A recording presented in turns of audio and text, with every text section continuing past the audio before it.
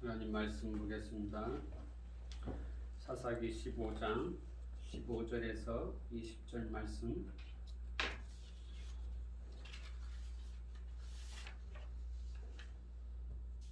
찾았으면 다 같이 봉독하겠습니다. 삼손이 나귀의 새 턱뼈를 보고 손을 내밀어 집어들고 그것으로 1000명을 죽이고 이르되 나귀의 턱뼈로 한 더미 두 더미를 쌓았으며 나귀의 턱뼈로 내가 1000명을 죽였도다 하니라. 그가 말을 마치고 턱뼈를 자기 손에서 내던지고 그곳을 나만네이라 이름하였더라. 삼손이 심히 목이 말라 여호와께 부르짖어 이르되 주께서 종의 손을 통하여 이 큰 구원을 베푸셨사오나 내가 이제 목말라 죽어서 할례 받지 못한 자들의 손에 떨어지겠나이다 하니 하나님이 내이에서 한 우묵한 곳을 터뜨리시니 거기서 물이 솟아나오는지라. 삼손이 그것을 마시고 정신이 회복되어 소생하니 그러므로 그 샘 이름을 에낫고레라 불렀으며 그 샘이 오늘까지 레이에 있더라. 블레셋 사람의 때에 삼손이 이스라엘의 사사로 20년 동안 지냈더라. 아멘.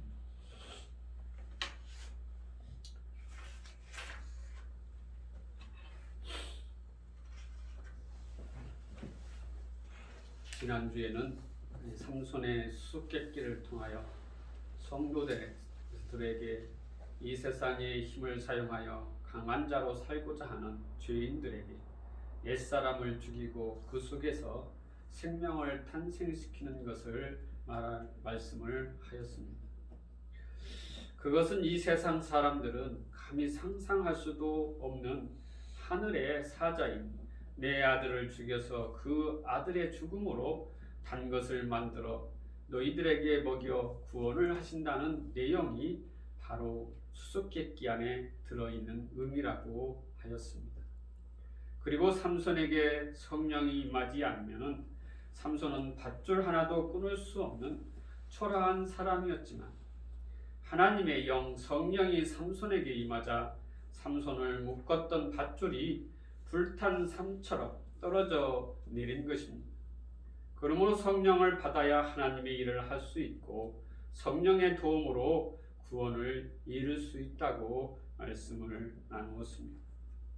오늘 또 이어서 삼손의 이야기를 통해서 은혜를 나누려고 합니다. 삼손은 하나님의 영을 받고 블레셋과 싸워 나귀 턱뼈로 1000명이나 죽입니다. 이 싸움에서 삼손은 자신의 힘으로 싸웠던 결전의 장소를 나만네이라고 이름을 짓습니다. 그 말은 턱뼈들의 동살이라는 뜻으로 자신의 힘으로 나귀뼈를 가지고 승리했다고 자랑을 하고 있는 것이지요. 그런 삼손을 하나님은 죽음의 자리로 몰아가고 있습니다.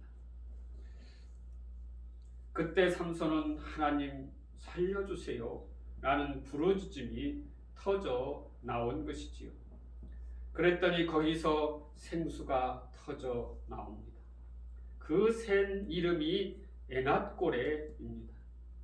그 뜻은 부르짖는 자의 샘이라는 뜻입니다. 거기에서 진짜 생명이 잉태되고 생명이 출산되는 것입니다. 난 하나님의 은혜가 아니면 죽은 자에 불과합니다 라는 고백 속에서 생명수가 뿜어져 나온 것입니다. 이것이 삼손의 이야기이지요. 그러므로 성도의 인생은 나만네이, 즉 자신의 힘으로 나귀뼈로 승리하고 자랑하는 것을 던져버리고 그 자리에 에낫고레 하나님 살려주세요 라고 부르짖는 철저한 고백 속에서 생명이 탄생된다는 말씀입니다. 이 에낫고레의 뜻을 정확히 풀이하면 다음과 같습니다. 엔학이라는 것은 샘이지요. 그리고 고레는 부르짖는 자입니다. 에낫고레, 그러므로 부르짖는 자의 샘, 자고새의 샘이라는 뜻입니다. 즉 삼손의 부르짖음과 기도가 회복과 축복의 샘이 터지게 했다는 말씀입니다. 사람이 주님께 부르짖기까지 자신의 무능함을 철저히 직면해서 보고 깨달아야 한다는 것이지요. 삼손처럼 죄에 대한 철저한 무능과 그리고 철저한 회개, 또한 자신의 자리에서 내려와 하나님이 함께하지 않으시면 아무것도 할 수 없다는 고백이 터져 나와야 한다는 것입니다. 그러므로 우리는 자신의 연약함을 알고 주님께 기도해야 하며 주님을 떠나서는 아무것도 할 수 없음을 깨달아야 하는 것이죠. 자신이 이 세상에서 버림받았다는 낭망이 올 때 하나님은 삼손에게 영이 내리신 것처럼 우리에게도 함께 하셔서 하나님의 때가 되면 성령을 부어 주시는 것입니다. 스코틀랜드 산지에서는 양들이 종종 공경에 처한다고 합니다. 산속을 헤매다가 혼자 힘으로 빠져나올 수 없는 장소에 들어가는 경우가 있는 것이지요.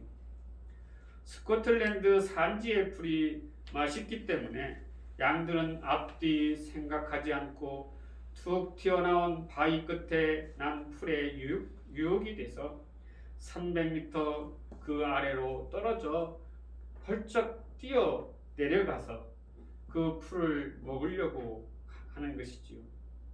그러나 다시는 그 높이에서 뛰어오를 수가 없는 것입니다.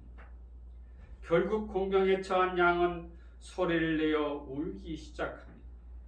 그러나 목자는 양이 부르짖는 소리를 듣고도 며칠 동안 그대로 내버려 둔다고 합니다. 그러면 양은 한동안 그곳에 난 풀을 먹고 살아남습니다.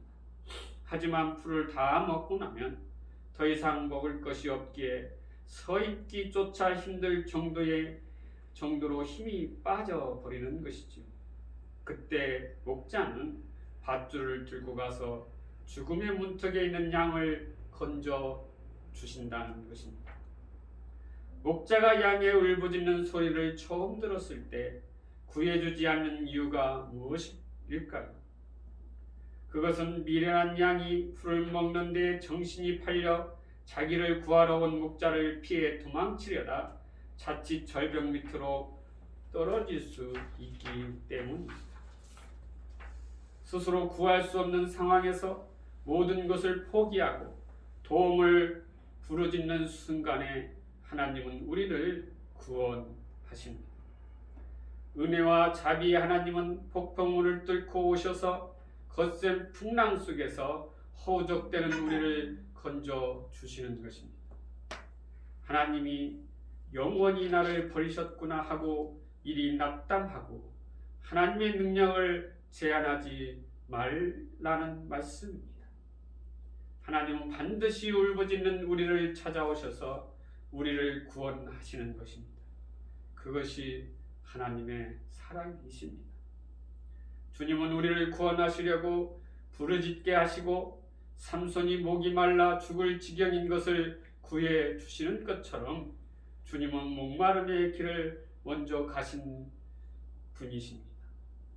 요한복음 19장 28절에 그 후에 예수께서 모든 일이 이미 이루어진 줄 아시고 성경을 응하게 하려 하사 이르시되 내가 목마르다 하시니 삼손이 내가 목마르다라고 부르짖자 하나님께서 레이의 오목한 곳을 터지게 하셔서 그에게 생수를 주어집니다.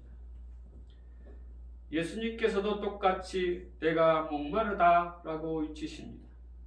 이것은 예수님이 우리의 목마름을 다 품어 안으시고 십자가에서 죽으심으로 그분이 엔합고레의 생수가 되셔서 우리에게 주어지는 것입니다.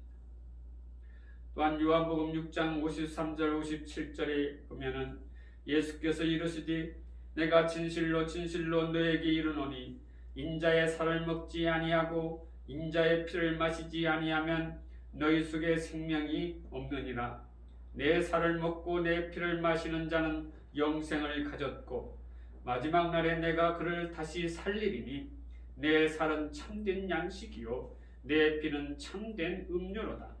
내 살을 먹고 내 피를 마시는 자는 내 안에 거하고 나도 그의 안에 거하나니 살아계신 아버지께서 나를 보내심에 내가 아버지로 말미암아 사는 것 같이 나를 먹는 그 사람도 나로 말미암아 살리라. 또한 요한복음 7장 37, 39절에 명절 끝날 곧 큰 날에 예수께서 서서히 이르시되 누구든지 목마르거든 내게로 와서 마시라. 나를 믿는 자는 성경의 이름과 같이 그 배에서 생수의 강이 흘러나오리라 하시니 이는 그를 믿는 자들이 받을 성령을 가리켜 하신 말씀이라. 삼손이 블레셋 사람 1000명을 죽이는 공을 세움으로 하나님의 대적을 물리친 하나님의 도구로 쓰임을 받게 된 것은 그에게 임하신 하나님의 영 덕분입니다. 그것은 대적의 진멸을 상징하는 완전수 1000명이라는 말씀이지요. 마찬가지입니다. 우리가 결국에는 우리의 대적인 우리 안의 옛 자아를 완전히 멸하고 하나님의 아들로 완성이 된다는 것입니다.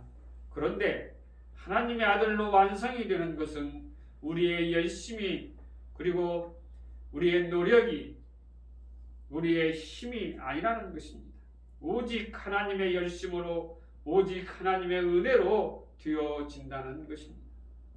하지만 우리 자신들이 라벳네히 하면서 우리의 열심과 공로를 자랑한다면 우리는 하나님께서 죽음으로 몰아갈 것입니다.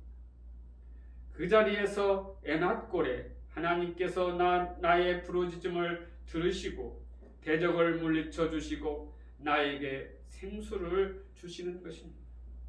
그 생수로 살아난 사람들이 성도라는 것입니다.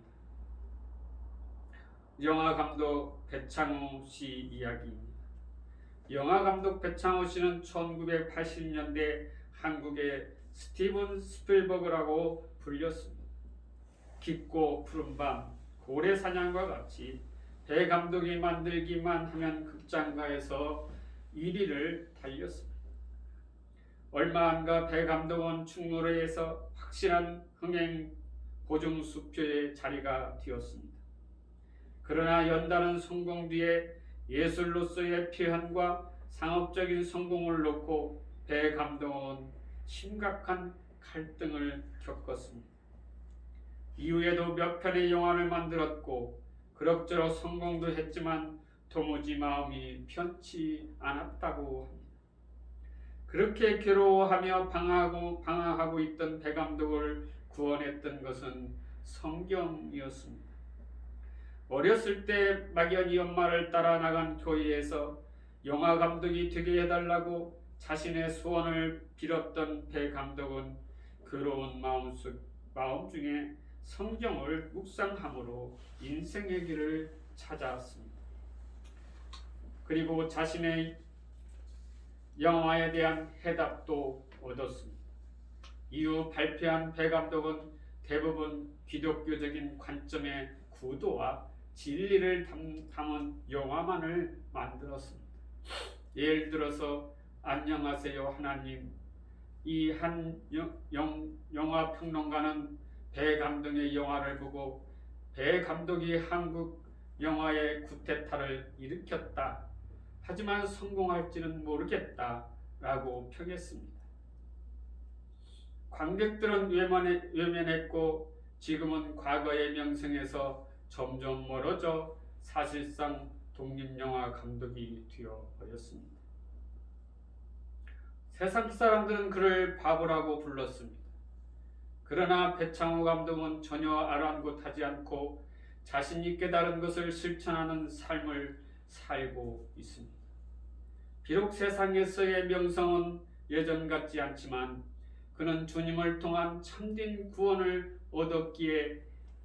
얻었기 때문 하나님의 인정을 받은 하나님의 사람은 세상에서 점점 바보가 되어가는 것입니다. 이와 같이 예수님께서 그렇지 못하고 잉태하지 못하는 나에게 찾아오셔서 생명의 씨 생수를 부으심으로 나와 결혼하시고 나에게서 하늘의 아들을 탄생케 하시는 것이 구원입니다. 거기에는 우리가 나만대의하며 하나님의 영광을 가로채면 안 되는 것입니다. 그것은 불신자입니다. 따라서 우리의 신앙생활은 하나님의 은혜 앞에서 순복하고 항복하는 자로 지어져 가야 한다는 것입니다. 그럼에도 이 세상에서 용사가 되고 싶어하고 자신의 이름을 날리고 싶어서 하나님의 이름을 부르짖고 있다면 그것은 하나님을 모르고 있는 것입니다. 하나님은 우리의 용사됨의 추구와 이름을 남기려는 욕망을 부수시고 애납고래의 고백을 끌어내시는 것입니다. 성도 여러분, 우리는 삼손과 같이 이 세상에서 가장 힘이 센 사람이 되고 이 세상에서 가장 부유한 사람이 되고 또는 이 세상에서 업적과 공로를 쌓는다고 할지라도 하나님께서 생수를 부어주시지 않으면 죽을 수밖에 없는 존재임을 아는 것이 삼손 이야기의 중심 내용인 것입니다. 힘센 삼손을 부러워하지 마시고 성령이 임하여 하나님 나라의 믿음의 선진의 자리에 올라가 있는 이 삼손을 부러워하셔야 되는 것입니다. 삼손은 하나님의 영이 떠나면 보잘것없는 연한 순과 같은 자입니다. 이러한 자에게 하나님의 영이 임하여 대적인 바벨론을 물리치는 자로 만들어 내시는 것이 구원인 것입니다. 저와 여러분은 성령의 충만함으로 우리의 대적 마귀를 물리치고 하나님의 뜻을 이루어 가시는 하나님의 사람이 되시기를 주님의 이름으로 축원합니다. 기도하겠습니다. 사랑의 아버지 하나님, 은혜를